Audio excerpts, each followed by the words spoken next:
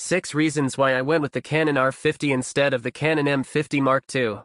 Number 1. The Canon R50 can record 4K up to 30 fps and 1080p up to 120 fps, but the Canon M50 Mark II can only record 4K up to 24 fps and 1080p up to 60 fps. Number 2. The Canon R50 uses the processor called Digic X, which is 3 years newer than the Digic 8 processor used in Canon M50 Mark II. Number 3. The Canon R50 uses the larger RF mount, where the Canon M50 Mark II uses the small EFM mount.